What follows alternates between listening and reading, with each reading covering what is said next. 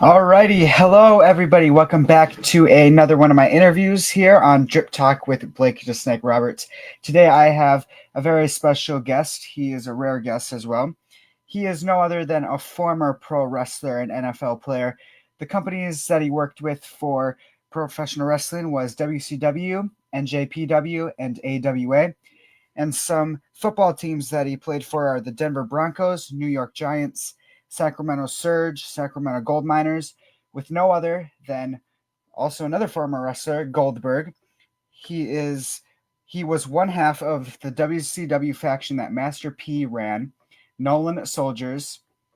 He is no other than Randy Thornton, also known as Big Swoll. So we will get him on in here and we will start on with the interview.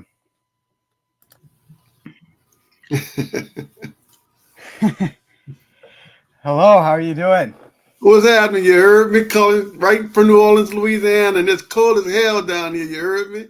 What's happening? Oh yeah, I'm here in Wisconsin. It's really cold down here too. Hey, look, we ain't used to cold weather. It's Mardi Gras time next week, man. We got to get cold. Yup. They almost canceled school today. I mean, a lot of schools around me canceled, so they almost canceled because that's how cold it is. I mean, I'm used to it now because I've lived here most of my life. So Hey, I lived in Minnesota, so I know how you feel. nice, yeah. All right. So, is there anything else that you want to say about yourself? Mm, you really wrapped it up. I've been blessed. And this I want to tell the fans, for wrestling fans, that a lot of people don't know. Um, I was trained by Brad Riggins, and if anybody knew who Brad Riggins is, he trained the Warriors, the Steiner brothers, and the last person he trained was Brock Lesnar. And somebody asked me at the time, "Man, I watched you wrestle, man. You wasn't a good wrestler." I'm like, "Cause that wasn't my gimmick. My gimmick, Right. I was supposed to be a street thug off the street. And so when people find out that I wrestled in the very last AWA wrestling match ever, ever. And I wrestled against a guy named Frank Anderson, and I did some work in Japan. But I was professionally, trained as a wrestler under Brad Riggins. Right. So, yeah, you do have the wrestling behind you and stuff. And, people can say what they want to say, but I mean, you were great in the ring from what I've seen. So, Thank you. yeah. And you mentioned your last AWA match. What was it like for you getting to knowing that you got to be the last AWA match? It was kind of sad because I went to Brad Riggins to get into AWA, and that's when Vern Gagne was basically closing, the company down. And then Brad had connections with New Japan. So I went to New Japan and did some training over there. And also, did a match with, I think it was Hashimoto. I did a match with Hashimoto, and I did some independent stuff over there that wasn't televised. But, you know, uh, you know, I'm kind of glad that my career happened the way it did because I'm gonna say something that's gonna make you and your fans mad, but I didn't like the professional wrestling industry. When I got into it, um, I didn't like the things I seen. I didn't like the people. I didn't like a bunch of wrestlers, and it was just different. I'm a loner. And wrestling is something that I wanted to do, and I tried, and I didn't like it. And like I said, there's a lot of guys in the professional wrestling industry that are very famous that I don't like, and there are some guys that are very famous that I do like. But, I'm glad that my time as a professional wrestler was short because when I see these guys in their 60s and 70s still wrestling independent, man, it's sad. It really is. It's sad. Yeah. It's like they don't have anything better to do. They don't know what else to do probably because they don't have a secondary like that's what's needed for like need a secondary job Right. because you never know if wrestling is going to be a lifetime thing. Yeah. And like I said, I seen some. I still remember when I was in North Carolina, and I went to a wrestling match at a used car lot, and Junkyard Dog came out. Man, I was so hurt.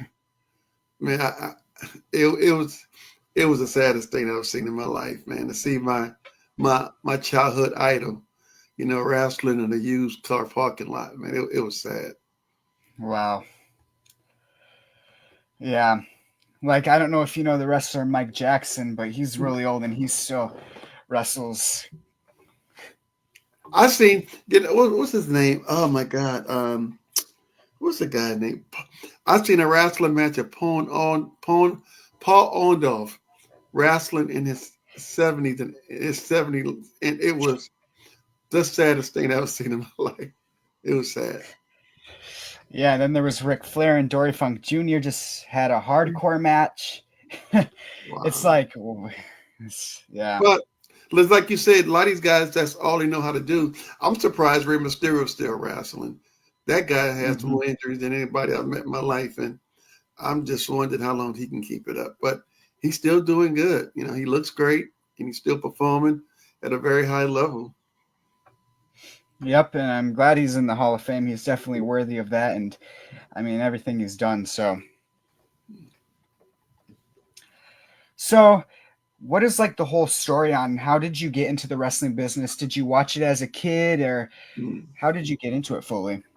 Well, wrestling in Louisiana was big. We had Mid South wrestling when I was a little boy, and we had people like Po Chop Cash, Ray Candy, Ernie Ladd, Mr. Wrestler Number Two, Abdul the Butcher, uh, you know, um, Sweetwater Brown, and we had people like Yeah.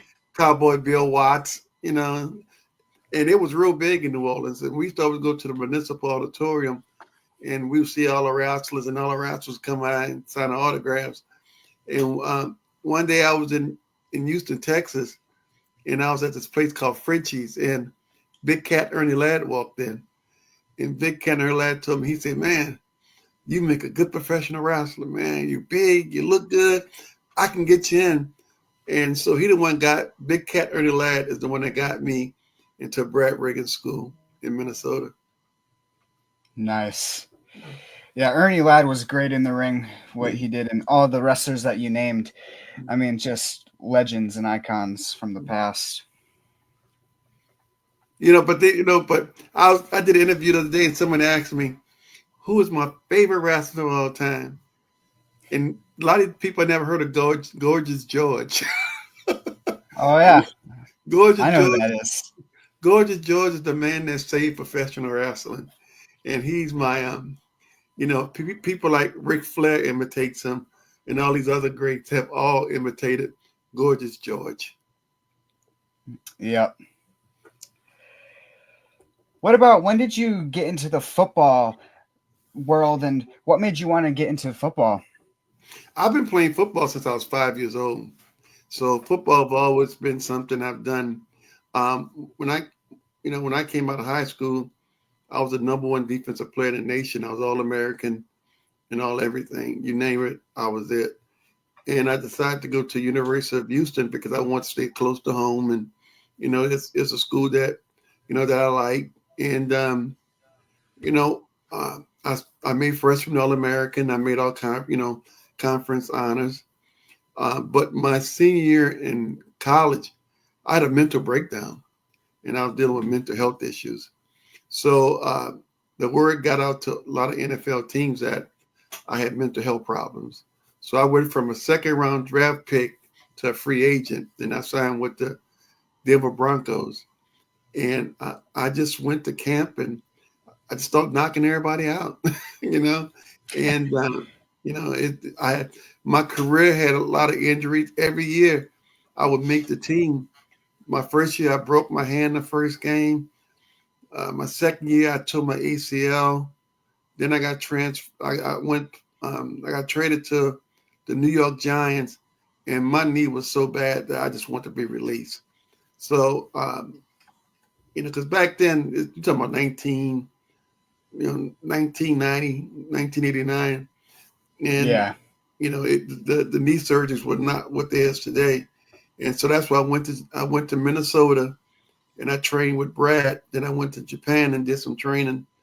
Then I got a phone call that I was drafted into the United States World League. So I played in the World League for a year, and I played in Canada for 3 years. And that's why I was teammates with Goldberg. We were both teammates at Sacramento Surge and Sacramento Gold Miners. Yeah, that's just awesome. What was it like when you got the call saying that you were going into the NFL? Did you expect that, or was that like a surprise? Well, I went to the combine, and I did real good.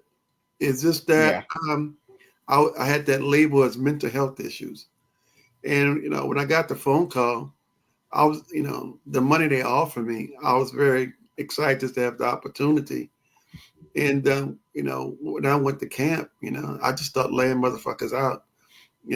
I was knocking people out and, having a good time. I was because in college I played, safety. I was 6'4", 6'5", 220 pounds. And I ran I jog a full 640, I ran a full 4, but I've always been cocky and strong. Yeah. Even in college, I was benching 500. So lifting weights, I've been calling myself Swoll since I was 6 years old.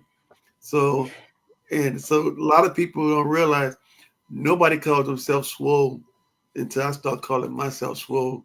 And now everywhere you go, every gym, every football team, every girls soccer team, everybody has a big Swoll on the team. So I look at it as an honor.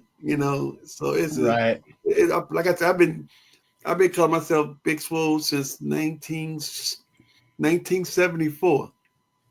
Wow. So that's where you got the Big Swole name, and WCW lets you keep that. Yeah, but well, when we went to WCW, they basically let us do anything they wanted because they wanted Master P. So they let us, But this is a good story. When I got to WCW, they say we're ready. We put the team together. We know we got Rey Mysterio and we got Conan. They say, who else you want? And I say, I want New Jack.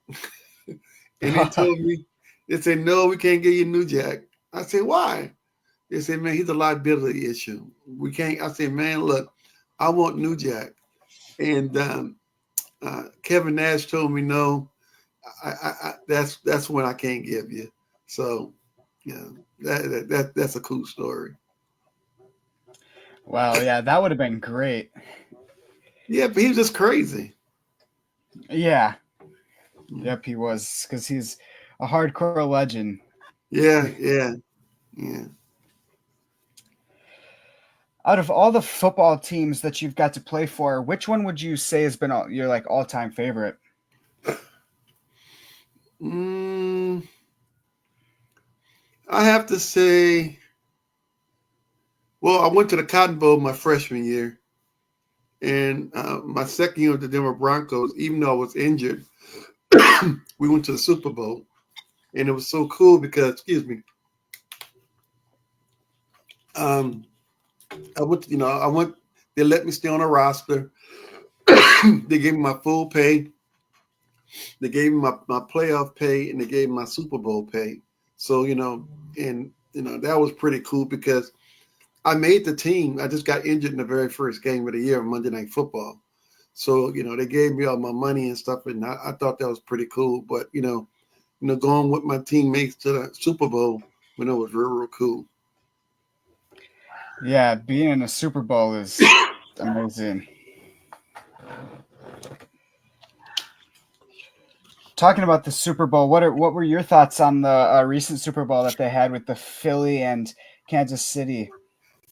Well, I'm from New Orleans, and I live in New Orleans, and they took over the whole city, and I I'm so proud of Philadelphia because I'm so sick and tired of Kansas City.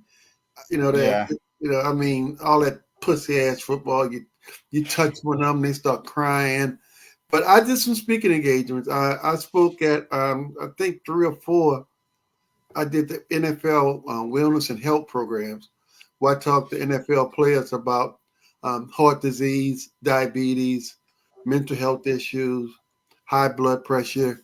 So I went, I did some work for the NFL, and I went around, spoke to a bunch of players because right now, just like in professional wrestling, my my best friend, uh, Brad Armstrong, passed away in his sleep from sleep apnea and a heart, he had heart failure.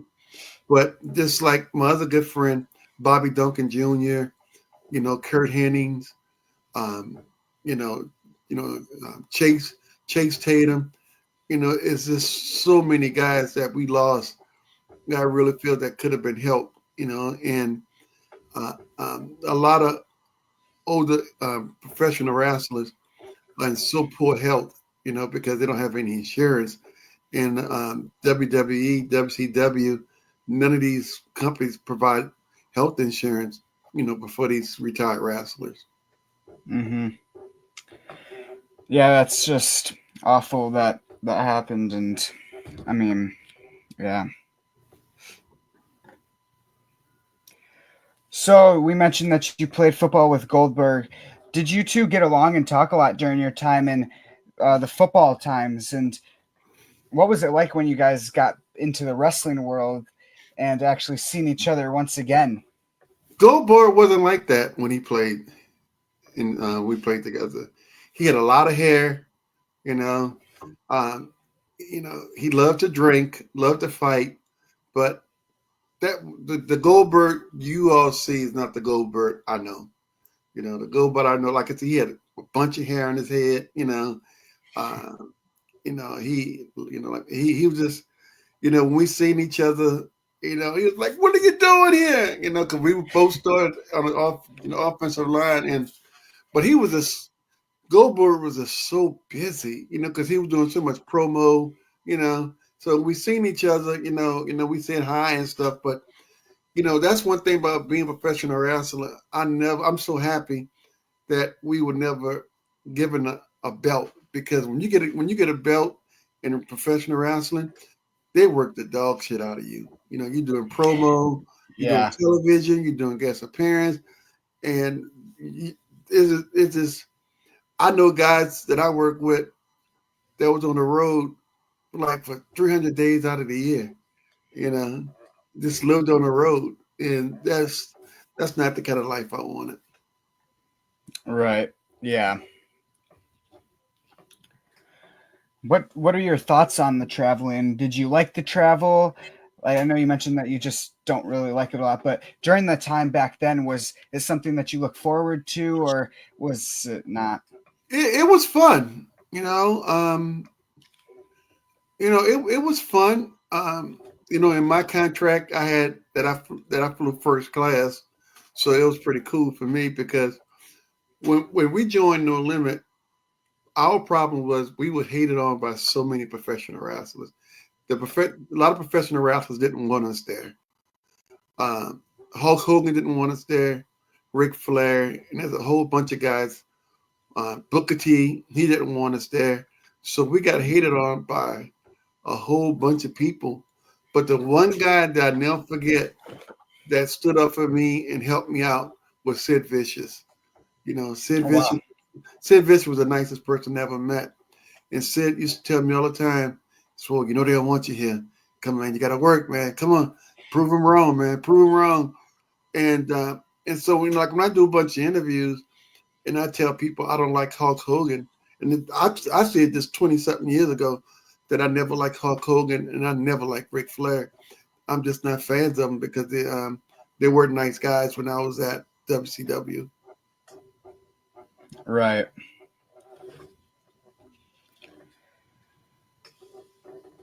Who are some of your favorite wrestlers to watch nowadays? Do you watch the business or do you keep up with it at all? Is there No, anything? I don't even look at it. I don't Yeah. watch. I don't watch wrestling, and I don't watch NFL football. Um, I tried watching wrestling all day, but it was just a bunch of naked women, you know. And every match was female matches, And I'm just like, Okay, so you got to remember, I came up watching Stan Hansen, you know, Yep. Dirty Dick Murdoch, you know, I'm talking about hardcore, wrestling, Big Van Vader, Hmm. that type of wrestling. This stuff here, is two storyline. Um, it's just I don't want to bust nobody bubble, so let me be quiet. Hey, if y'all like it, y'all like it, but I don't. I just don't watch it. It's not something I don't. It's not something I watch. Right. There's some wrestlers that don't watch it anymore. I heard from, so yeah, it's something that you change, so yeah. It's not the same. I mean, it's not the Yeah. same. You know, Oh everything yeah. is everything is over exaggerated. Who could do the biggest flips? Who can jump off the rope the highest? And that's not the kind of wrestling I was raised on. You know, so Hmm. Yep. It was way different. Who would you say has been like the stiffest wrestler you've gone in the ring with in your career? oh man, I'm talking. Fuck. I used to train with Big Van Vader, Leon Oh White, yeah. and he used to come to the wrestling school, and we used to train together. And that motherfucker was so stiff. He was just terrible. Let me tell you a story about me and Leon. I was in Japan, and they wanted me to do a wrestling match with Leon. And Mm. so when the promoter called me, we talked. They said, "Look, this is exact words." He said, "Can you take an ass whipping for 10 minutes?" I said, "What you mean?" He said, "Man, we're gonna put you in the ring with Big Van Vader, and man, he's just gonna destroy you." And I said, "Man, I can't do that." And it's like, "Why?" I said, "I'm not a jobber. I didn't get in this industry to be a jobber."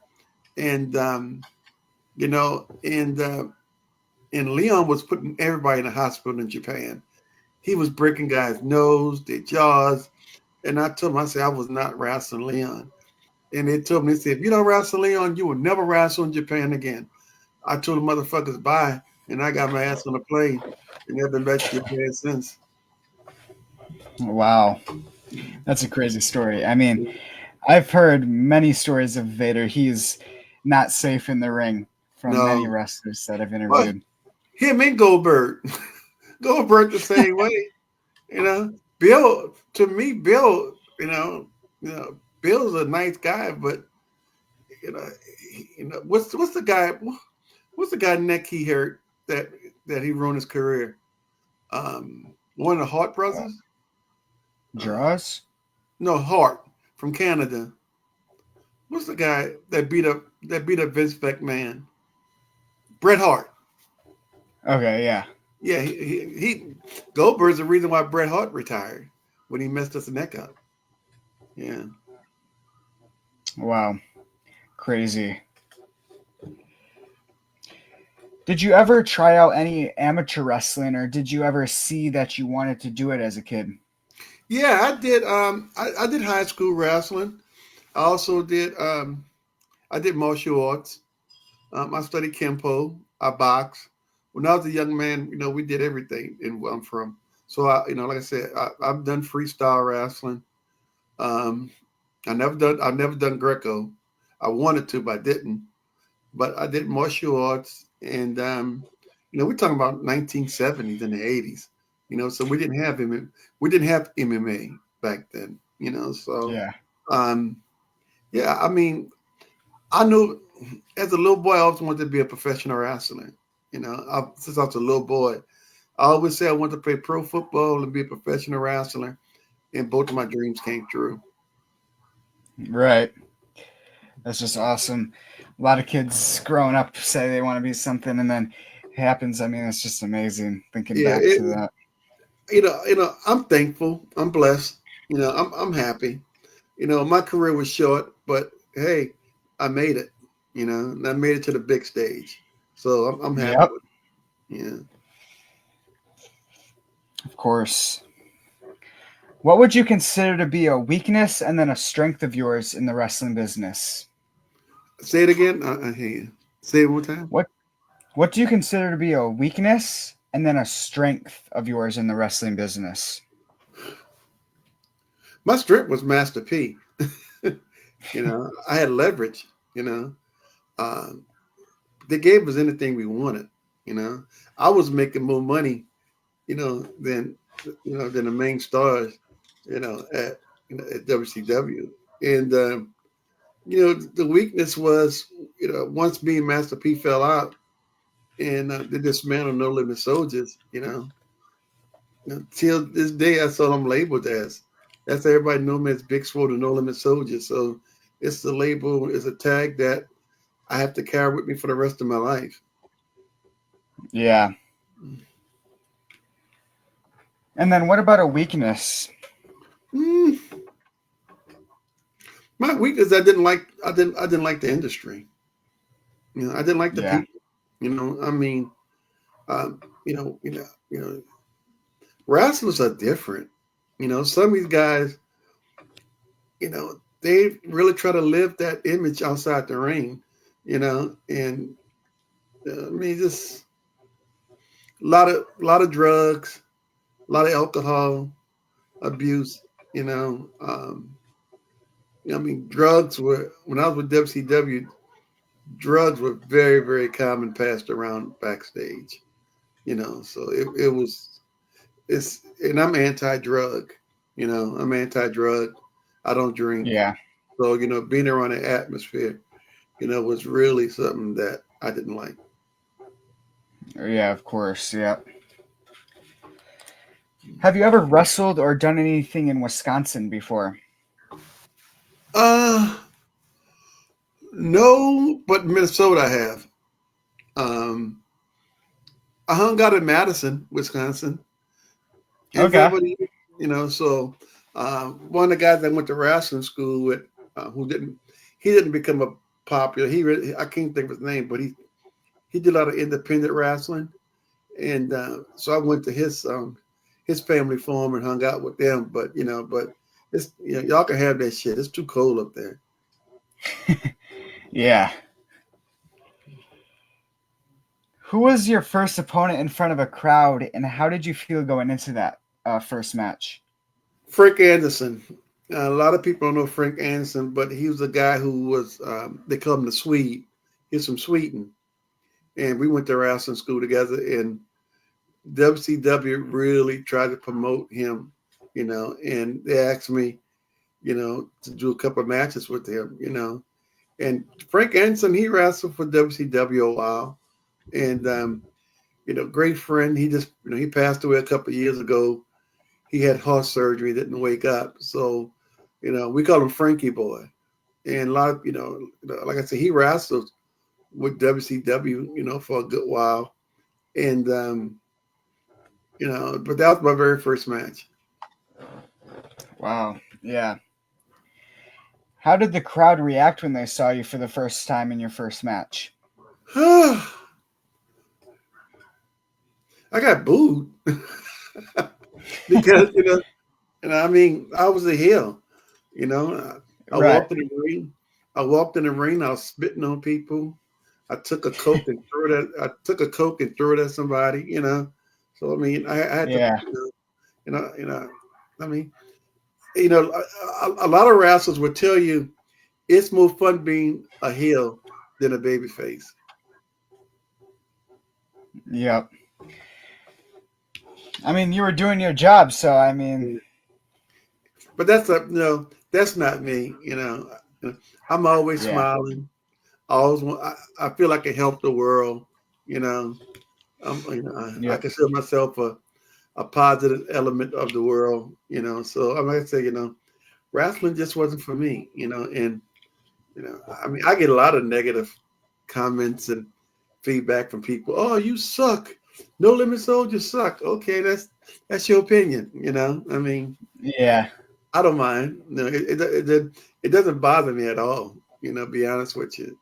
So hey, Yeah. Those words are coming from random people. I mean, they haven't made it where you've made it, so it doesn't bother me. It really doesn't. I got so much yeah. other stuff going on in my life that that's so positive. that wrestling. I wouldn't even put wrestling at the top 10 accomplishments of my life. And just being honest with you, I've done so many other great things, with my life that, wrestling's not even the top 10. Yeah. If you could go back in time and wrestle anyone that has passed away, who would that be? I like to wrestle Mr. Perfect again. Mm. We wrestled a few times, and Kurt was Kurt was a bestseller in the world. Kurt would make a punch look like it was 10,000 times powerful than what it was. He was a great seller, great communicator, and when when we first joined WCW, the person I called was Kurt. Kurt Hennig got us into WCW. So Kurt was such a great friend, and I wouldn't mind wrestling Brad Armstrong. VA was what's big, what been good. And it's I miss those guys. I really do. I miss them. Yeah, of course. I mean, you worked with them and they were great. Yeah. Who would you number to your top three favorite opponents ever in your career? Oh, like I said, I have to say, um, Kurt Hennings. Um, I have to say, I can't think of this guy's name. What's the guy from England? My God, I can't think of his name. Oh my God, I can't think of his name. PM, but the Wyndham brothers. Barry Wyndham. Yeah. And I, I can't think of the. When I was in WCW, they had a guy who was from. He was a heel, and he was from Great Britain. I cannot think of his name, but I worked with him a couple of times, and he was really, really good. I just can't think of his name. I apologize. I'm sorry. It's fine. Is it William Regal? Regal, yeah, Regal, yeah, Okay. Regal, yeah, yeah. Regal was cool, man. You know that guy was such a professional. Regal could make anybody look good. Be honest with you. Yeah, definitely. And then, I mean, he's still in the business today. He still works for the Really, WWE. Yep. he's still wrestling, or he works behind the scene. He doesn't wrestle. He works behind the scenes. Okay, okay, yeah. Yeah. He's real big into snakes and spiders and stuff like that. He Oh, collects. really? Yeah, he collects snakes and spiders. Hmm. And I mean that's his hobby. And so I remember when I was in Japan. Uh, oh my God, what's the guy name that murdered his son and his daughter, his wife and his son? Chris Um, Benoit. Chris Benoit. Me and Chris Benoit were real good friends because when I was wrestling in Japan, they called him the Pegasus Kid. And a lot of people don't realize that Chris Benoit used to wear a mask. And I used to watch Chris Benoit and Two Cold Scorpio gave some of the best wrestling matches I've ever seen in my life. I'm talking about them two in Japan used to go at it. And I'm talking about if anybody can look up the Pegasus Kid and Two Scorpio, man, those are matches that you really, really want to see. Yeah, I'll definitely have to check it out because I haven't seen it for myself either. Yeah, he called himself, like I said, the Pegasus Kid. That was his name. And he wore, I think he wore silver and purple mask, if I remember. Interesting. Yeah. Did you ever get to work with Chris Benoit or be backstage? What was he like if you ever got to? He was real quiet, real quiet, very nice. He was you know, he, you know, When I heard what happened, I just couldn't believe that's the same person that I know, because he was very he's a person that cheered you on. You know, many times he put me on the side, told me things I should do. Like I said, we knew each other from Japan, so you know, I just couldn't believe that he did it. Because that's not the person I knew. You know, Yeah, he was very caring, very nice guy, and he was very quiet. yeah. I don't think a lot of people didn't expect it. I mean, Oh, yeah, it's. Did you usually get along and become friends with most of your opponents? oh, all of them. Yeah, yeah. I mean, it was like I said, but the older guys like Hulk Hogan and Ric Flair and the Steiners, like I said, they didn't want us at WCW. So I never wrestled the big headliners. And Yeah, so it was we was trying to push the with the rap is crap, you know, with the West Texas Rednecks, and we started out as being the baby face and they were the heels, and shit. After months later, it was reversed. Everybody was liking the West Texas Redneck and shit. I was walking around singing rap is crap, you know. I I yeah, still remember, I still remember the very first I heard that song, and I was like, I like this. This is y'all gonna make a lot of people mad in hip hop world about this shit here. And it worked. right. Yep. So the theme song that No Limit Soldiers had, it was custom made. What was it like getting to make your own custom theme song? I hate that fucking song. To this day, I hate Really? it. I hate Who to You. It's not the song that I want to come in on. The song that Master P made, the song that WCW allowed him to promote it, and air for the first time. I want to come out to a song by Skullduggery called Where You From. That was my choice. But Master P made the decision to use Hootie Hoo. And to this day, I still hate that fucking song. Every time I hear it, I feel like spitting because I hate it so much. Wow. Mm. Interesting. What about your own theme song? There's a theme song that you made for Yeah. yourself, Yeah. uh, the Big Swoll one. How did you come up with that, and what made you decide that you just wanted to do that one day? Well, I've always been the music. And, Yeah. what I do now is I'm what they call a TikTok content creator. So I have a lot of businesses that want me to do videos and stuff for them. So it's just a promo. And so, anytime I do something, because I have a very large following on social media. And when I do something, like with Big Swoll, instead of playing other people's music, I play my music. So, and you listen to the Big Swoll song, it talks about my Denver Bronco, No Limit, stuff like that, So and then what's cool, it's an AI song. So I made it myself with a computer. So Okay. I didn't need a rapper and stuff. I made it in 2 days, so which was pretty cool, so Yeah. it's funky though. It's a good song. It's funky. Yeah. Yeah. I like it. I started singing to it, to be honest. It's pretty catchy, so it's pretty Yep. catchy. Yeah. Out of all the companies you have worked for, which one was your all-time favorite? Was it WCW, AEWA, or New Japan? I like New Japan more because when you wrestle in Japan, it's totally different over here.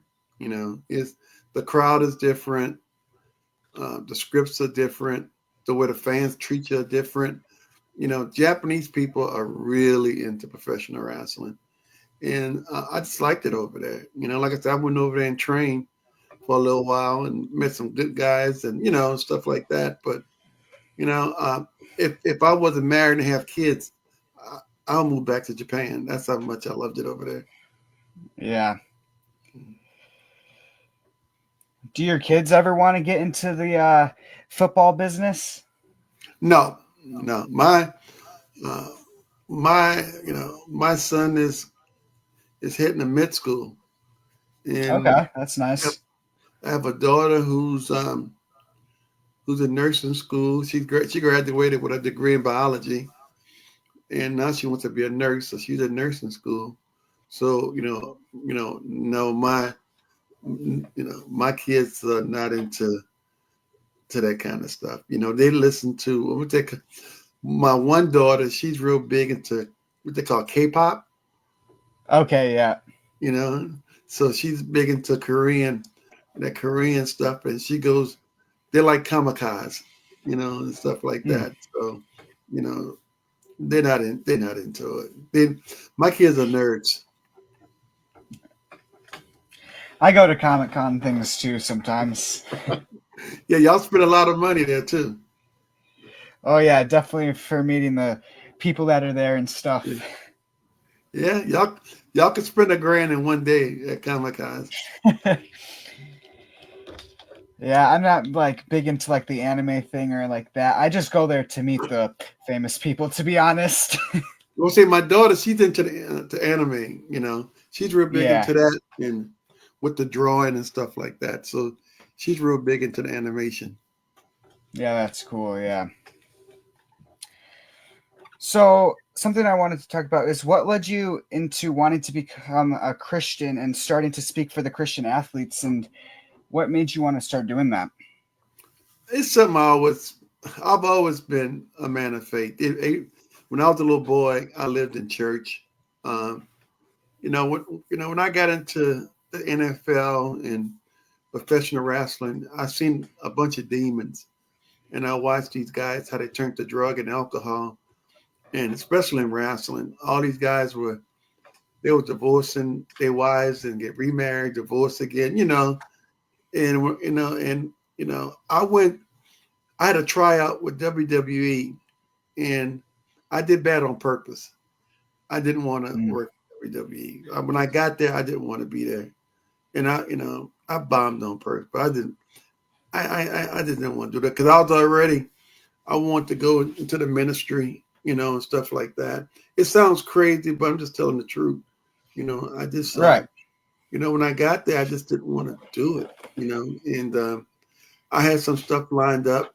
You know, um, Working with the Department of Education, working with Fellowship of Christian Athletes and the 700 Club. And it was. It's, I just didn't want to wrestle no more. So uh, I just turned my life over and I started Big Swoll Team Cool. We're a nonprofit, and I've traveled all over the world as a motivational speaker. Um, uh, I've worked for Nike. I've worked for the Department of Education, 700 Club. I've just been all over the world, just telling my story. And I like, helping young people. I like helping people, period. Even Yeah. I deal with women who battle, mental health issues and weight issues and stuff like that. We try to encourage people, and that's just what I am. I'm not. Wrestling wasn't. I don't think wrestling was for me because when you're a professional wrestler, you have to live that image. And one person I think of all the time is Macho Man Randy Savage. He lived that image so much that he really act like that when he wasn't in the ring. Mm, Just like Hulk Hogan. I watch people how to Hulk Hogan. Nobody likes him in wrestling anymore. You know, I mean, people hate Hulk Hogan now. You know, and so wrestling. Just sharing my faith and helping young people. Is something I really always want to do. of course, yeah. God had a plan to change your life around and do something different. So, Yeah, yeah. Yeah, because I go to church and I'm a Christian, and I'm actually going on a missions trip to the Bahamas this August. you're gonna So love it. it's my first time across anywhere with passport. So I'm gonna have. I can't wait. So look, man, you gotta have some curry goat, some curry chicken, and you gotta eat the conch. You know, you gotta have. Tell them you want some conch. You want conch fritters. You want conch fries and stuff like that. The Caribbean, man, is a beautiful place. You're gonna love it, and you're gonna love it over there. They faith in God is very strong. They're very good, strong Christian people over there. I've been there. I've been there a few times. Oh, nice. Yeah. Yeah. Yeah, we're gonna be helping out the hurricanes because the hurricanes and stuff Yeah. hit there. So we're gonna be on the island by a beach. We're gonna stay over there and help like whatever needed, whatever's need help with like the hurricane stuff. So, So is that Humitat of America? That's Humitat. Or it's a different organization. what? Sorry. What organization is doing that? Is it your Um, church? yeah, it's my church and it's through Convoy of Hope. Okay. Okay. I heard of it before. Yeah. Well, Yeah. look, man, I'm proud of you, man. Go over there, have some fun, make some memories, and make some friends that'll last forever. Thank you. Yeah. So, next question is, if you don't mind sharing, could you tell the story behind like all your medical issues, being a two-time heart failure survivor, and how did you overcome that? Ah, well, you know, 2021, I thought I was in the best shape of my life. I was 280 pounds, 6% body fat, looking swole, looking sexy, looking good, and I didn't know I had heart disease, and I had major heart failure, and I had open heart surgery, and I have electric heart. I have an LVAD, and today I'm on a heart transplant list. But my life took a change to worse because I was confined to the wheelchair for 2 years. I couldn't walk. I couldn't stand up until one day, you know, 3 years ago, God told me to get off my ass, and I went to the gym in a wheelchair and I started working out. And when people see me now, everybody looked at me like, you're supposed to be sick, and I'm still, I'm on a heart transplant list and I'm still benching 500, you know, I'm still working out Yeah, like I'm still working out like a madman, you know, and I'm proud of that. Every morning I'm up at 6 o'clock in the morning. I pray every morning. I go to the gym. I do my meditation, and I've had my heart issues, but just like with professional wrestling, there are so many professional wrestlers that are dying in their sleep, and a lot of them die because of heart failure and sleep apnea. So I try my best to educate and talk to people because prevention is the best thing for anything. But also with the NFL, there are so many NFL football players with kidney disease, heart disease, sleep apnea, hypertension. And so I use my platform to go around and talk to people because, I don't want nobody to go through what I went through because when I went through mine, I had nobody to help me. So, I use my platform to educate. I'm the national spokesperson for the Sleep Apnea Association. So I do that, and I work with a lot of organizations, um, just to help people understand. Like for instance, a lot of people don't know that heart disease kills more women than breast cancer. So it's something that needs to be talked about. And it's something that if you catch it early, you know, you can, because especially being a professional athlete, we have something that they call athlete's heart. That's when you train so hard and your muscle grows, also your heart grows. So it's called an athlete's heart. And a lot of athletes don't know they have it. So, I'm just trying to make awareness of, heart disease and heart failure among athletes. that's awesome. I love what that you do that, and it's great that you spread the word like that. It's just awesome. And we said earlier, like Chase and Brad, your two other tag team partners, had the heart problems, and they didn't overcome it. If they were still alive today, is there any advice you would give to them or to anybody that's struggling with it to this day that could overcome it? Well, Chase and BA both had their demons, just like Bobby Duncan Jr., just like Kurt Hennig.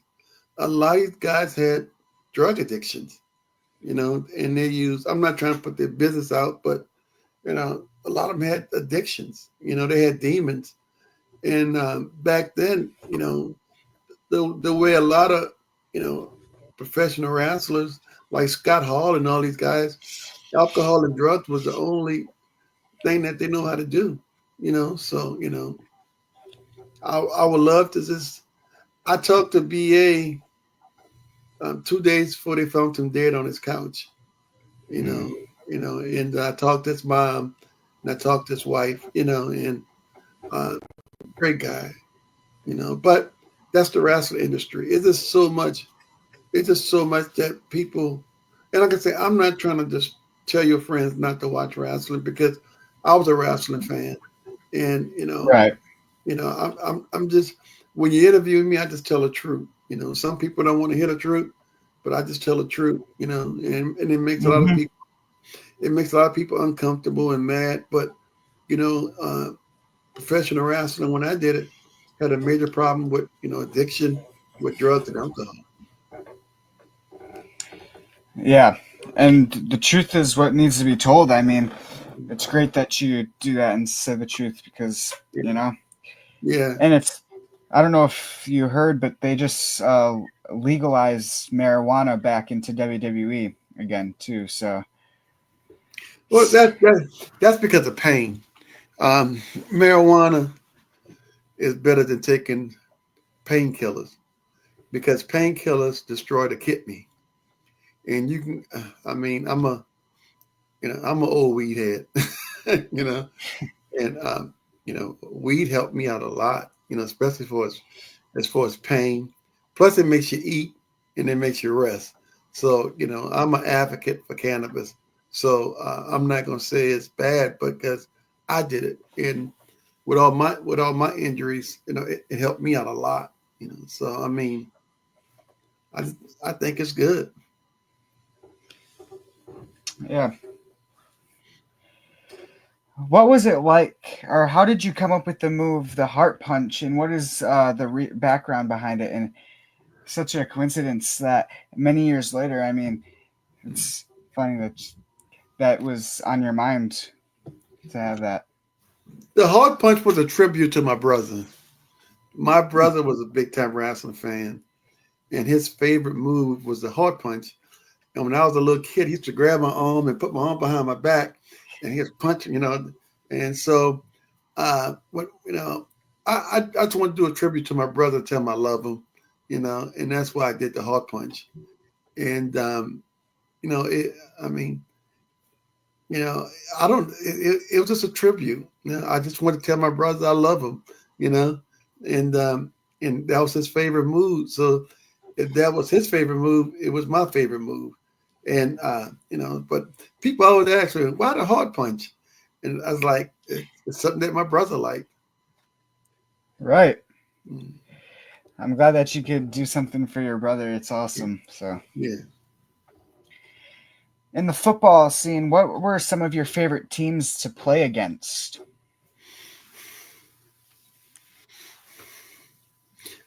I like college football a bit more than NFL. I played against Barry Sanders and Eric Dickerson and my freshman year. Um, it was just, it was a Southwest Conference. And, I mean, I had some great teammates. I had the opportunity to be teammates with Tony Dossett. He got traded from the Dallas Cowboys to the Denver Broncos, and him and I became real, real good friends. John Elway, Steve Atwater is one of my best friends in the world. Carl Mecklenburg, um, Carl Banks, Phil Sims. You know, it's a lot of guys.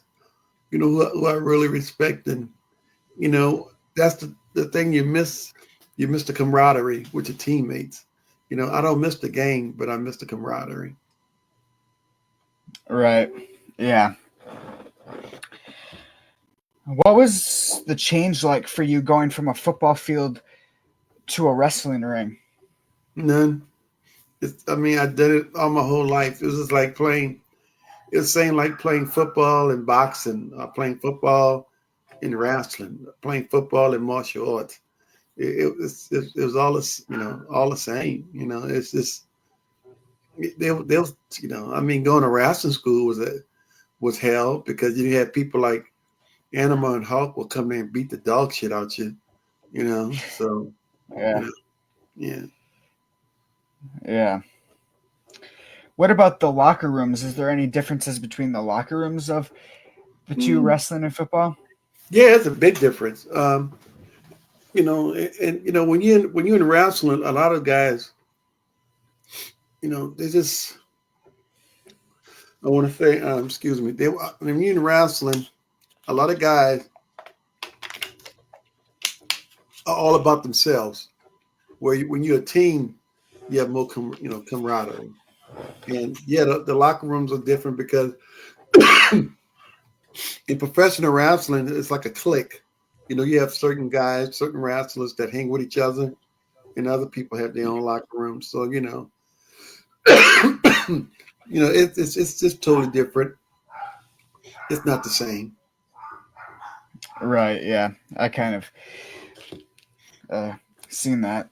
Yeah. So, how did you and Master P like meet, and how did you guys get into the business together? Well, we went to college together. Okay. And plus, I knew him. I knew his wife. Me and his wife went to high school together. So when I was overseas in wrestling Japan, they told me about this guy. Named Master P. That was a wrestler. I mean, was a rapper. And me and him talked, and he was like, "Hey, man, look, I want you to come be my bodyguard, my personal assistant." You know. And I said, "Well, how much you paying me?" And he told me. I said, "I'll be there tomorrow." So and that's how we hooked up. But it's sad that to this day, him and I, we don't even speak. We're not friends anymore. So him and I Mm, haven't talked in probably 20 years. So wow. we've gone our different directions. I'm proud of things that he's accomplished and things he do, but uh, he's moved on and I moved on. I have nothing negative to say about him. Yeah. If there was a chance to have a reunion of the No Limit Soldiers, of all the ones who are still around, Conan, Ray, 4x4, um, and Master P, if you got asked to do like a reunion at like a convention or a signing or something or anywhere, would you be willing to do a reunion? No, I wouldn't do it. We've already been asked. I've already Hmm. been asked to do it, and I've been asked 2 or 3 times, and I refuse to. It's in the past. It's over. Um, like I said, me and Master P don't get along. We don't talk. Right. So there's no need for me to see him or talk to him in anything. But me and 4x4, we still talk. I talked to Rey Mysterio. I haven't talked to Conan in a while because he's dealing with some health issues.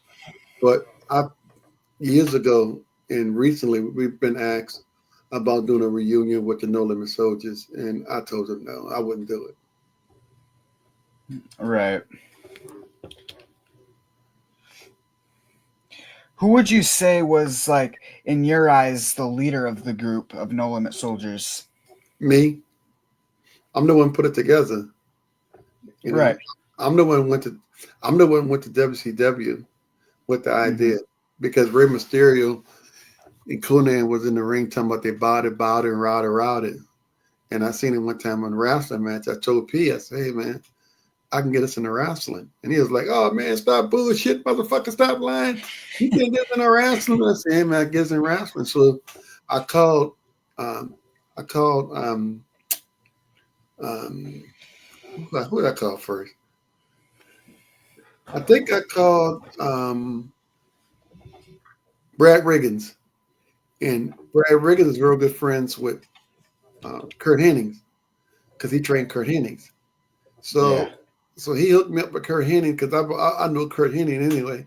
So I told Kurt Hennig, and Kurt Hennig was like, "Look, man, I'm gonna pitch the idea."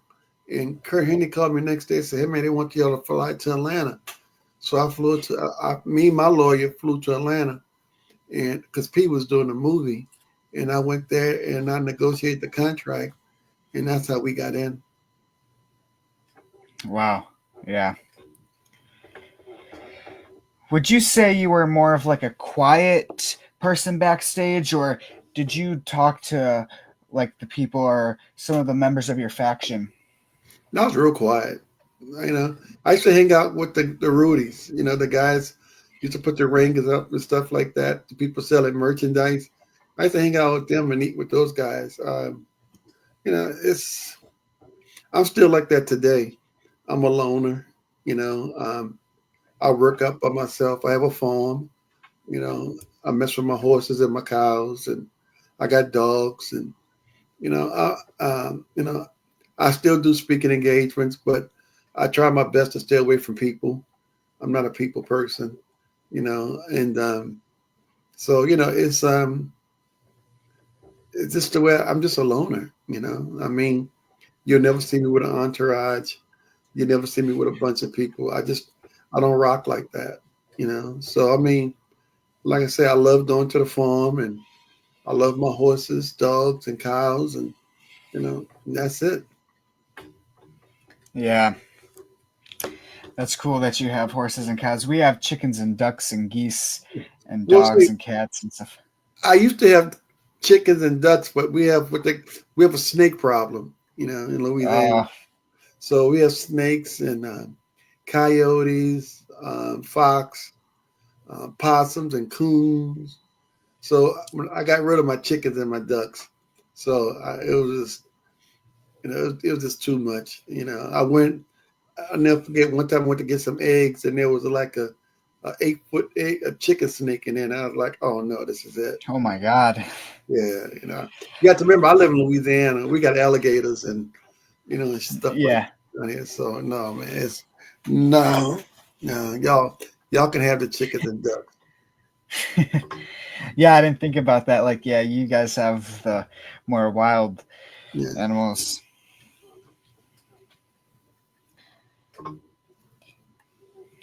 So, is there anybody that you keep in touch with to this day? You said 4x4. How is he doing?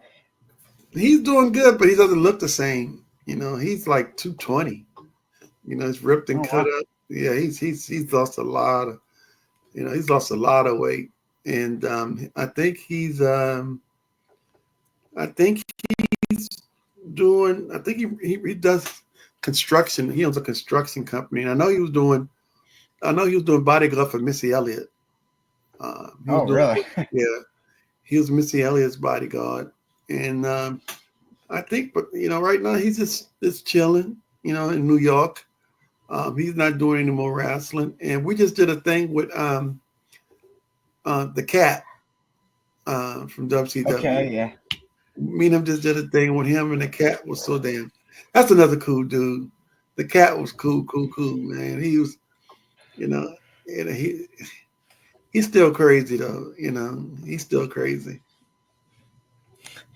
Yeah. I'm guessing it was on Ernest's podcast that he Yeah, has. yeah. It was on his Okay. podcast. He's funny, man. That's another good guy. That had our back. Because you know, I mean, he wasn't, in the clique with the wrestlers. Because he's the cat. He's hilarious. He's funny. And he's a good guy. Yep, he was great in the ring. What was it like for you when you got to be part of the record company No Limit Records?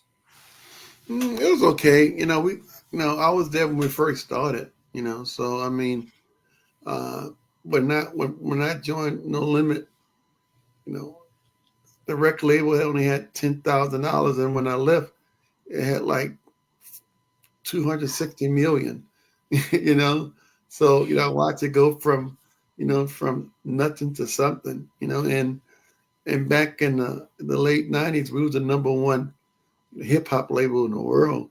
I mean, we was just we had so much money and so much power. It was just ridiculous. That's when, because No Limit, we were out before Cash Money and Lil Wayne, and so Lil Wayne, when I remember meeting Lil Wayne when he was with Cash Money, he was like 12 or 13 years old.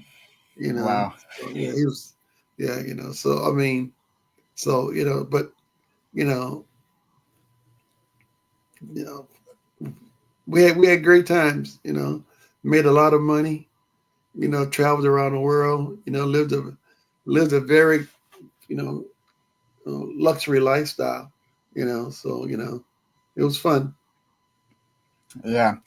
When did you depart from No Limit Records, and do you still like rap and sing to this day? Do you do any of that? No, the last um, when we did Bass at the Beach, um, 1999, Master P didn't show up for Bass at the Beach, and that's the last time me and him and I ever talked Mm. because of that. And you know,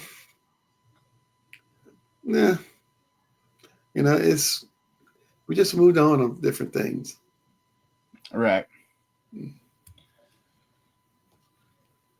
So, what was the departure like for you in WCW? I know we mentioned about the departure earlier, but how did you feel? Was it your choice to leave, or was it a WCW decision to release you? No, when WCW got brought by WWE, they paid me out my contract, and so they Okay. paid me up, and I just walked. And Right. because there was WWE was buying a bunch of the contracts, and I just wanted my money, so I walked away. And then it gave me opportunity to try out, and when it came time to try out, I just wasn't into it. So Yeah. What was it like for you getting to have an undefeated streak in WCW, and how long was that until no, you we sadly lost. lost? We lost. We The only team we lost to was the West Texas Rednecks. So Yep. but it's make believe. So I mean, it really doesn't. I mean, it's it was fun. I had a great time. I wish I want to thank all the people that follow WCW, because WCW, you know once WCW got brought up, it changed the whole wrestling world, because WWE needed a competitor like WCW, and they haven't found any competitors like that yet. Which I don't know. My daughter said it's something called AEW or something like that. I don't know. She said something, Yeah. but I like the idea that WWE and WCW would compete. And it was good for the industry. Yeah, of course. Yep. And AEW and WWE are like big rival companies, and it's crazy. But WWE just paired up with TNA, so I don't even know who TNA is. I never heard of it. oh Yeah. yeah, it's one of like the bigger companies now, probably like the third. Yeah, Okay. Okay. I never heard of them before. yeah. They were also formerly called Impact Wrestling. They've had kind of two names. So, Okay. who was one wrestler you never got to get into the ring with that you wished you could have? I would like to work with Hulk Hogan because he was just so popular. You know.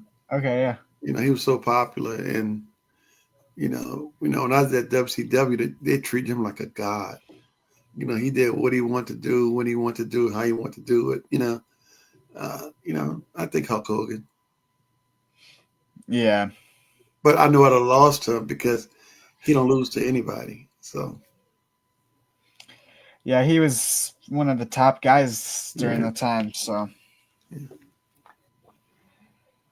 what was it like getting to share the ring with the Japanese guys? Was the Japanese wrestling different than the American Yeah. style? Because I know they were a lot tougher Yeah. there, and Yeah. They were more tough. They were more stiff, but they really gave it their all. So um, to say that I was over there training with those guys. They train different. They live different because a lot of those guys they live in a dojo. They live at the wrestling school. And that's all they do is wrestle 24/7. So that was pretty cool. yeah, you know what a Survivor Series match is, right? No. Okay, because I was going to ask you to make a Survivor Series tag team with. So, well, if you could make a four-man tag team with you, including any wrestler from any era, what four-man tag team would you choose besides the No Limit Soldiers? Oh, Stan Hansen, Big Cat Ernie Ladd, and Dusty Rose and Ooh, okay, myself. that's a good one. Yeah. Yeah. Who would you like to face? Dirty Dick Murdoch, Okay. um, the Iron Sheik, um, Abdul the Butcher, and the Freebirds. Ooh, okay. That'd be a good match. Yeah. Yeah. Would you have rather been in a blindfolded match, handcuffed to your opponent, or a dog collar? Dog collar. I was Yeah, raised on dog collar matches, so it was of something course. real big at it was something real big at my Mid South Wrestling. Yeah. That's a wrestling favorite. It's always the dog collars. Yeah, I remember watching Wahoo McDaniel, do it all Mm. the time. So he was real popular when I was a kid. Yeah, he was great. Is there any piece of merch that the No Limit Soldiers had that sold out pretty quickly, or was there any merch that you guys had? We had the T-shirts; they still sell them too. The Hootie Hoo T-shirt, and that's all I know. I mean, I don't own any of it. All my merch is big, big Swoll stuff. And Yeah, so um, I'm not selling stuff no more. I stopped selling like 3 4 years ago when I ran out. When I ran out, I just ran out and just never reordered stuff. So um, no, I mean, I got all my Big Swoll stuff and Big Swoll shirts, the No Limit Soldier jacket, and all that kind of stuff in my house. But I don't know if they're still selling it, anything like that. like you still got like your original outfits from Yeah, WCW. yeah. I still got the tour jacket. I still got the tugs. I still got the camouflage. I still got the No Limit chain. Stuff like that. Yeah, I still have it. Ooh, trust me, yeah. If you ever wanted to depart with it, there's a lot of wrestling fans that collect Yeah, wrestling gear out there. So yeah, because I yeah, know you just said that you don't know if they do that, and I was just stating that yeah, there's a lot of fans that collect wrestling outfits out there. So, right. but sometimes it's really hard to depart with things that like that. You know, It's somewhere in the attic, so I really could. It's somewhere in a box somewhere. So I mean, right? yeah. Is there any time a fan has seen you in public and got like super surprised and or excited? Yeah. It's amazing that 20 years later, people still remember Big Swoll. You know, Mm-hmm. I think it's crazy. Sometimes, especially in New Orleans, a lot of people know me. I've been in a mall and you hear people go hootie hoo, and shit like that. So I mean, but it's so amazing. 20 years later, that people still remember Big Swoll, especially on social media, like on TikTok.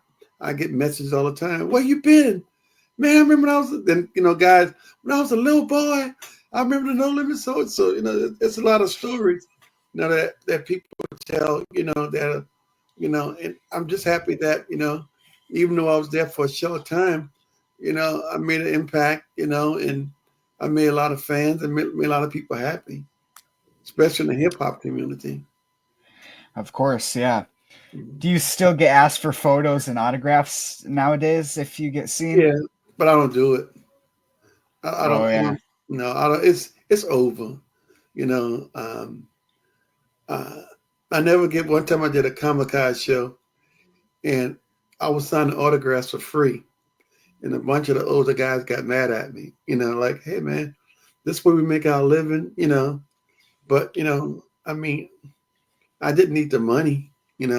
I was just trying to help a bunch of kids. So I've only done one, and because I was doing that, I've never been asked to go back. But um, yeah, I don't sign 8x10s and stuff like that.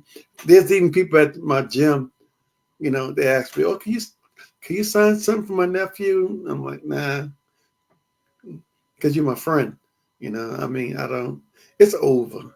This point blank. The big Yeah. school thing is over, and you know, I'm okay with it. Right. If you have one, who is your favorite horror character and favorite horror movie? I don't watch it. I Okay, don't yeah. watch. I don't watch horror movie at all. Never have. Yeah. Never will. Is there like what about comedy? Do you watch anything like comedy wise? I like anything with Eddie Murphy. Uh, Ooh, okay, yeah. I love Eddie Murphy. I love Saturday Night Live. I love all the characters. I'm into. I'm real deep into Black history, American history, and stuff like that. I read a lot, and I mean, you know, if something comes on TV and I like it, I just don't watch horror movies. I'm too scary. I'm a Right. chicken. Yeah. Yeah, there's movies not horror movies are not made for everyone. I mean, I don't watch them personally either No, because I don't. I don't. My God. I don't look at it myself. So it's something I don't look at. yeah. What is generally your favorite music to listen to in your spare time? Oh man, I love Kevin Gates. Okay. Um, um, I like Future. I like a lot of old R&B music. Minnie Riperton. Um, I like Louis Armstrong, Mahalia Jackson. I'm 60 years old, so the type of music I listen to is not the same. But you know, uh, I like you know, I mean, it just varies. My mood. I listen to a lot of spiritual and worship music. You know, Yeah. so a lot of meditation. Um, you know, I like bird sounds and the wind blowing and stuff like that. It relaxes me. So that's what I'm really into right now. Yeah.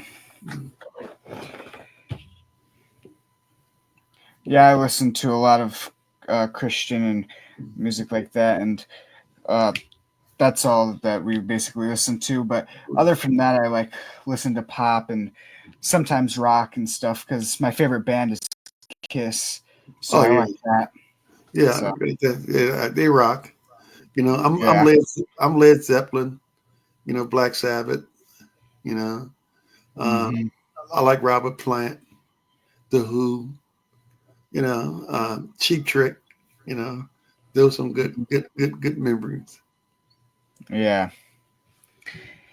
If you could have anybody perform the No Limit Soldiers theme song live, kind of like how the Demon had Kiss perform his theme song, who would you want to perform? I don't like the song. I don't care. Yeah. I don't like the song. I don't care who. You can get a dog to sing the song. I wouldn't care. What about if it was your song choice? Who would you want to perform it?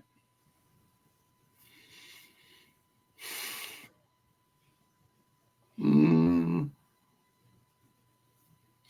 I guess Mystical. Yeah, Okay. Yeah. Mystical be a good person. Yeah. Yeah, that would be good. If a movie was made about your career, who do you think you would want to play you? Mm, mm, mm. Samuel L. Jackson, Okay. because Yeah, that would be good. I cuss a lot, so I, cuss words come in my mouth. So Samuel L. Jackson would be who I like to play. Yeah, that would actually be good. Yeah, I could see that. Yeah.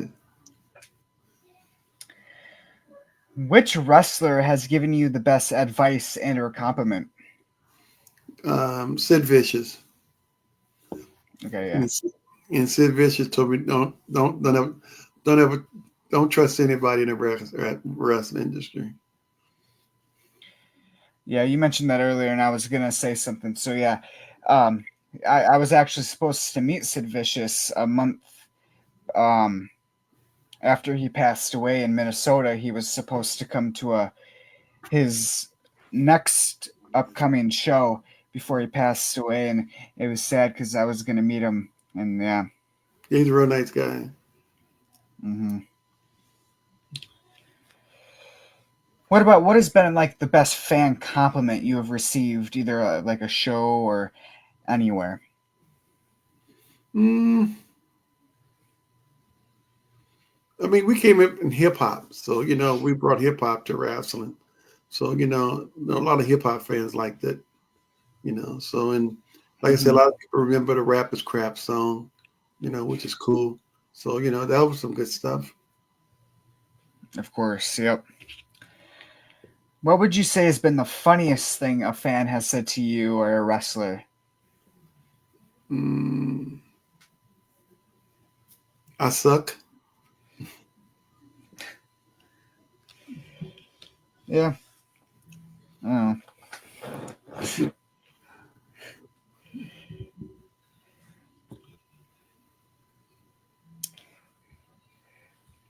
Do you like being a heel or babyface more in wrestling? A heel. A heel is easy. That's all you do is spit on people and throw stuff at people. It makes and be mean to kids. People like it. So, Yeah. mm. Was there ever a time in your career you ever got kicked out or you've witnessed a kick out situation of a wrestler or a wrestling fan because they've done something? I've never seen that before. No, I've never seen it. Yeah. If you could have wrestled anywhere in the world that you never got to wrestle, where would that be? Mm, in Great Britain, Okay. yeah. I got some friends of mine that wrestled over there, and it wasn't big like the United States, but they had pretty good wrestling companies over there. Of course, yeah. Mm. Would you rather join DX, NWO, APA, or BWO? I don't know what you're talking about. I don't know what you're talking about. I'm sorry. Oh, they're wrestling factions like DX of Shawn Michaels and Triple H and China and all of that, and then all I, the others. I don't know what you're talking about. So Okay, sorry. that's okay. What was like a least favorite wrestling move to receive? I don't like the splash when they come up the top rope. Yeah, The deal with like with Macho Man Randy Savage and stuff like that. I never I never liked that. You know, a lot of people got injured because of that. Right. What has been the hardest move you have tried to do to an opponent before? None, because I mean, I didn't do any flips and all that kind of stuff. So it was Yeah. my moves were basic moves. So none, you know, I punched, clothesline, kicked, on bar, you know, that was it. Yeah. And as a tall guy, I mean, it was probably best because that's kind of what the tall guys more do Yeah. when they wrestle. Yeah.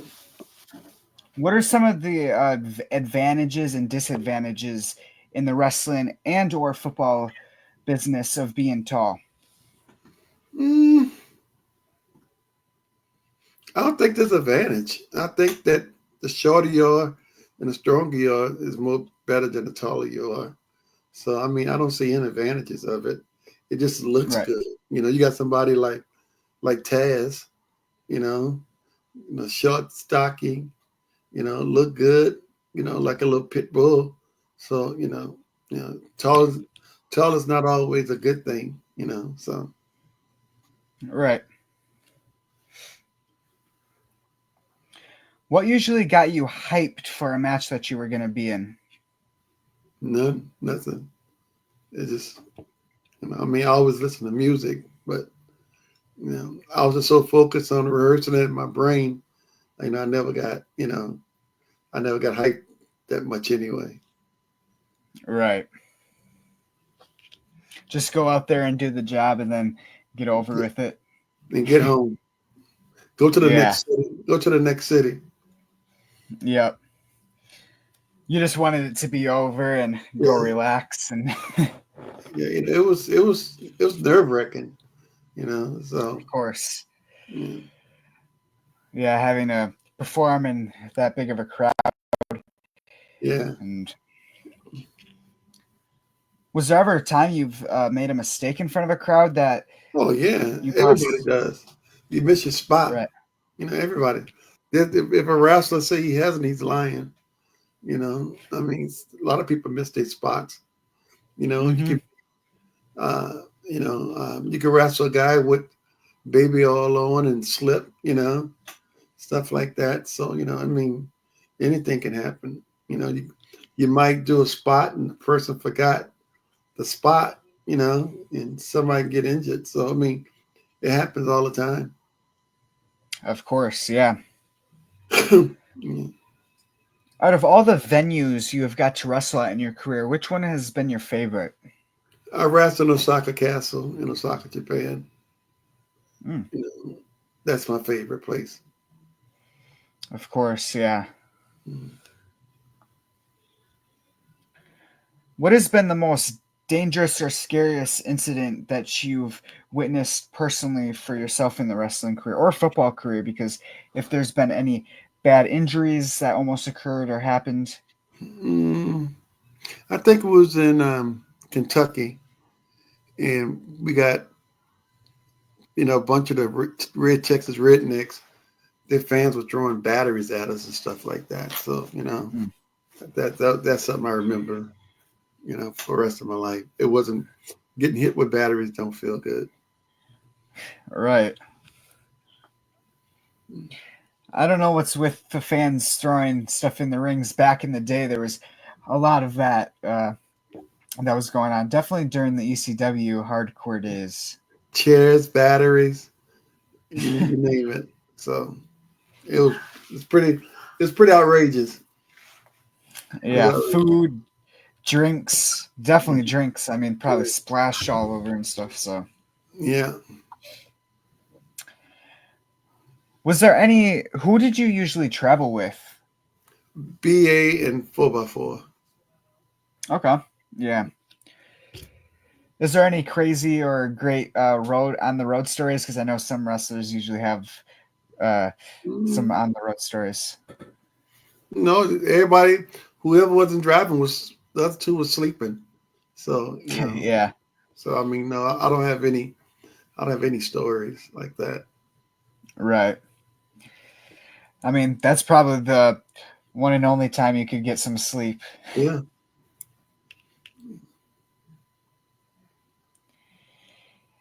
If back in the day you got told you couldn't medically wrestle for the rest of your life, what would you do? Go into ministry. All right.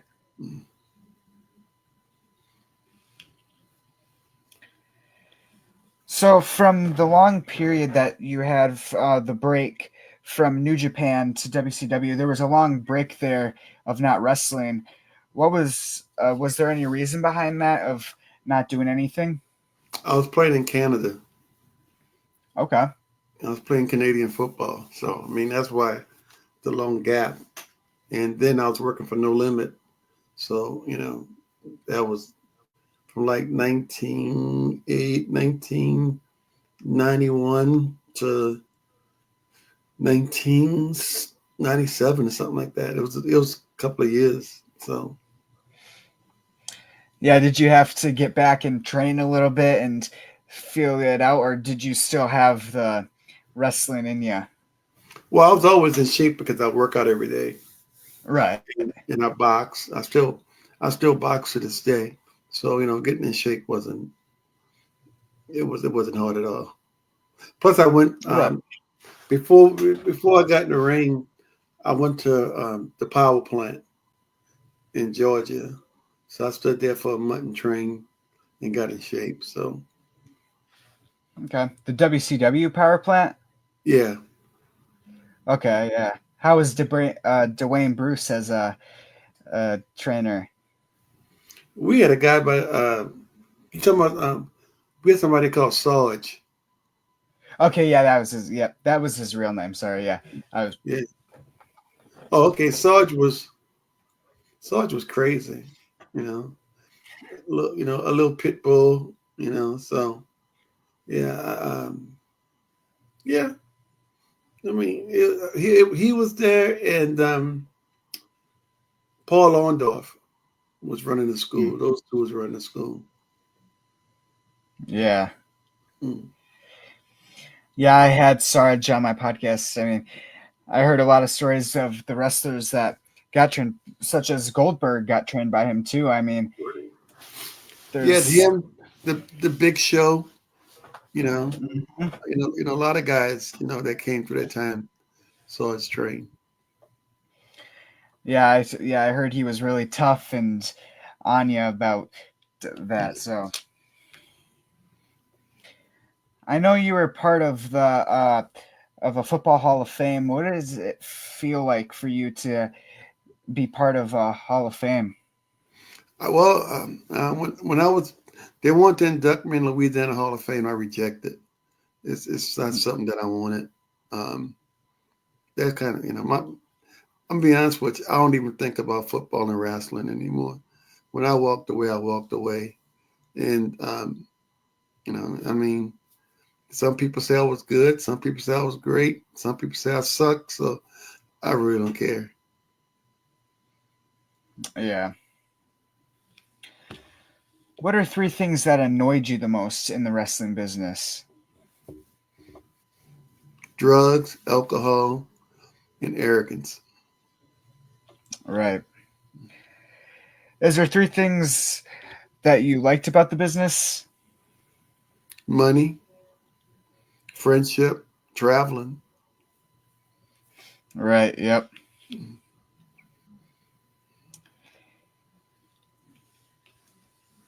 If you are anxious before a match, what would you do to help yourself calm down if there was anything?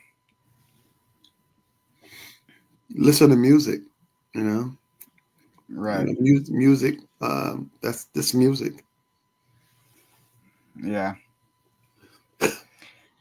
Did you have like a certain meal prep for yourself? Because I know there's some wrestlers and athletes that eat certain foods. Were you one of those, or did you just not really care what you ate? I ate everything. It didn't Right. matter. I just ate. I never looked at it as you know. That's a good question though, but I never worried about my nutrition. Yeah. If you could get any tattoo, what would it be? None. No more tattoos on this body. So Right.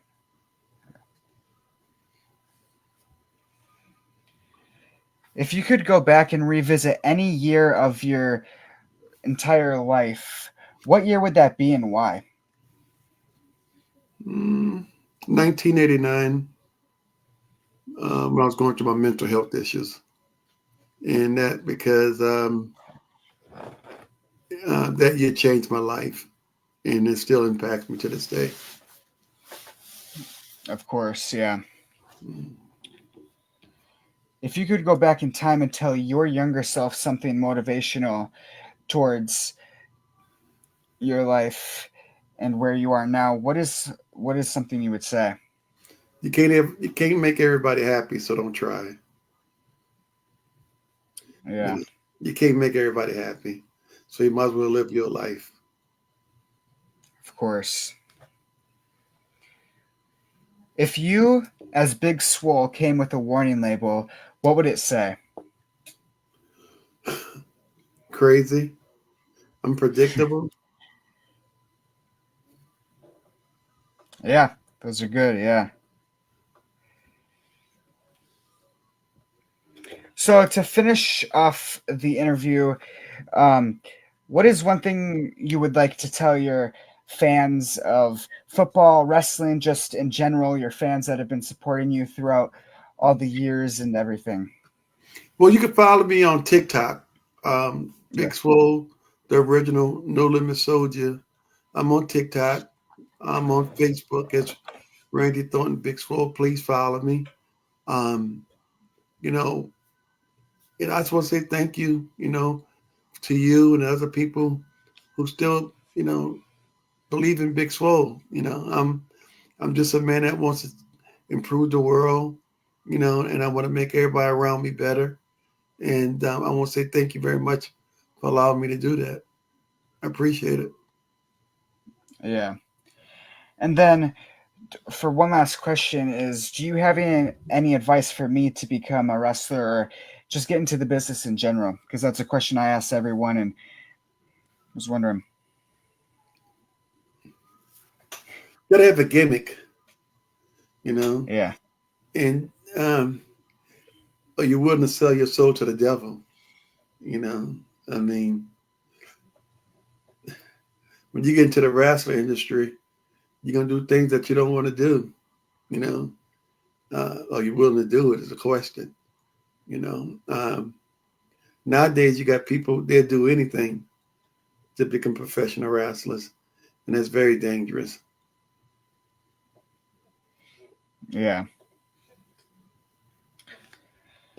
Well, thank you. Thank you. I appreciate it, and it's been a pleasure. Yeah, I appreciate you for taking the time out to do this. It was a huge pleasure to have you on here. It's amazing. It's no problem, my brother. Look, you be careful in the Bahamas. May God bless you, and whatever path you walk in life, I wish you nothing but success. Thank you. I appreciate it. And All right, I my hope you brother. have a good rest of your night. You too. I'm about to go eat. Nice, me too. All right, my brother. You be blessed. All right, you too. God bless you too. All right.